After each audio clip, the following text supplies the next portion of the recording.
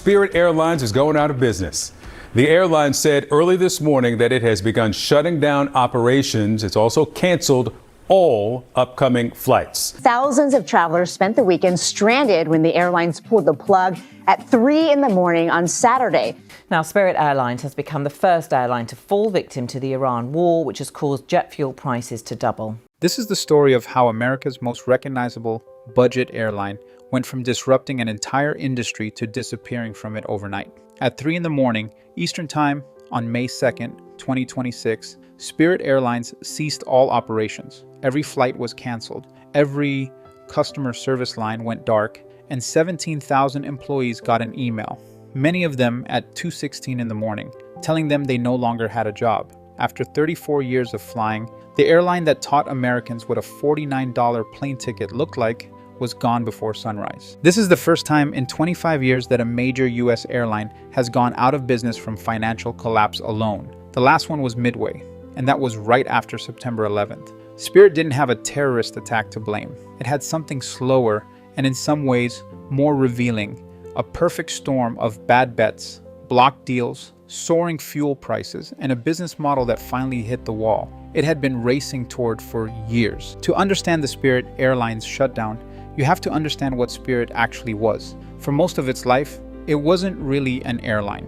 in the traditional sense. It was a fee collection machine that happened to fly planes. The base fare was the bait, the carry-on charge, the seat selection charge, the boarding pass printing charge, the bottle of water. All of that was the actual business. And for a long time, it worked. Spirit pioneered the ultra-low-cost carrier model in America.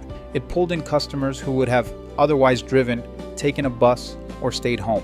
It forced Delta, American, and United to invent basic economy just to keep up. Industry data shows that when budget carriers entered a market, the lowest available one-way fare dropped from around $124 in the year 2000 to roughly $54 by 2024. A huge slice of that downward pressure came from Spirit. But that same model carried a fatal flaw.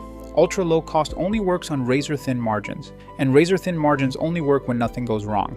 Fuel has to stay cheap, demand has to stay strong, and competitors have to stay out of your lane. For Spirit, every single one of those conditions broke at the same time. The first crack came from the legacy carriers. Once American, Delta, and United introduced their own basic economy fares, Spirit's pricing advantage started shrinking. Why book a Spirit ticket and pay separately for everything when a major airline would sell you a stripped-down seat for nearly the same price on a nicer plane with a real loyalty program behind it? Spirit was being squeezed from above by airlines with deeper pockets running its own playbook against it. The second crack came from a deal that almost saved the company and then didn't. In 2023, JetBlue offered $3.8 billion to acquire Spirit. It was an exit ramp, a way out.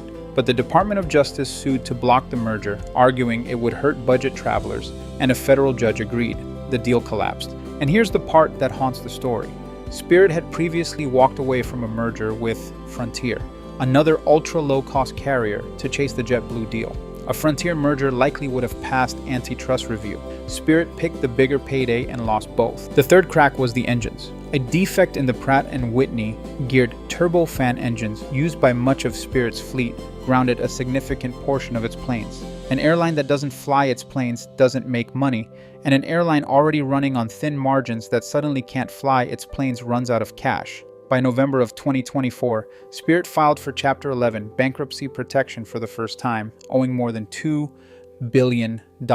Now here's where the question of why Spirit Airlines failed gets uncomfortable. The first bankruptcy should have been the moment Spirit made hard decisions. Cut the fleet, drop unprofitable routes, restructure labor, pick a sustainable size. Instead, Spirit emerged from that first restructuring without addressing the core problem.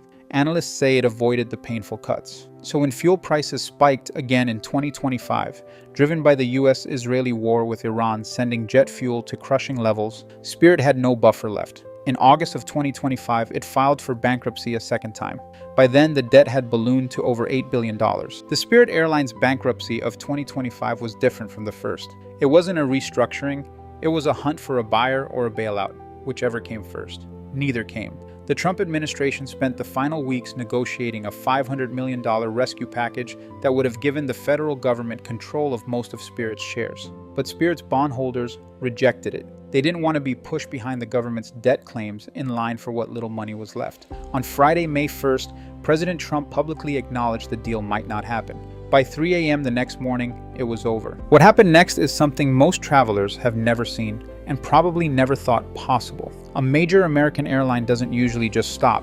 When carriers go under, they typically get absorbed. TWA into American, Continental into United, Airtron into Southwest. Spirit didn't get absorbed, it just turned off. The website displayed a single message: all flights canceled, customer service no longer available. At LaGuardia's Marine Air Terminal, the Art Deco building that once hosted Pan Am's Clippers, the food vendors closed by lunchtime. There were no customers left to serve. For passengers holding Spirit tickets, the rules changed instantly. If you paid with a credit or debit card, your refund is automatic, and Spirit said it had completed most of those by Monday. If you paid with vouchers, credits, or free Spirit loyalty points, you're essentially last in line in bankruptcy court. And travel experts say those points are now effectively worthless. If you were stranded mid-trip, no automatic rebooking existed. United, American, Delta, JetBlue, and Frontier rolled out so-called rescue fares. Most capped around $200 one way, some longer routes at $299,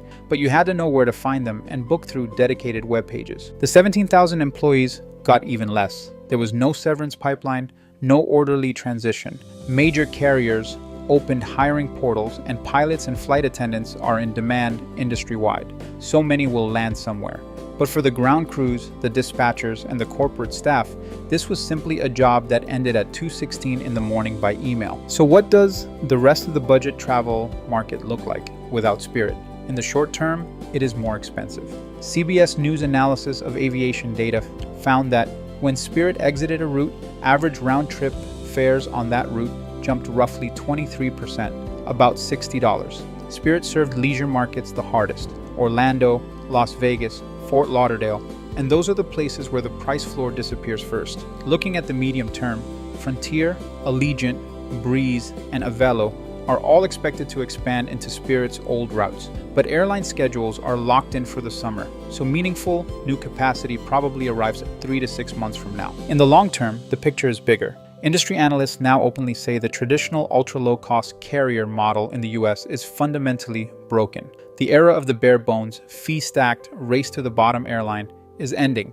What replaces it is a hybrid: carriers that blend low fares with reliability, that bundle some services back in, that don't depend on every variable cooperating at once. JetBlue and Southwest are already drifting in that direction.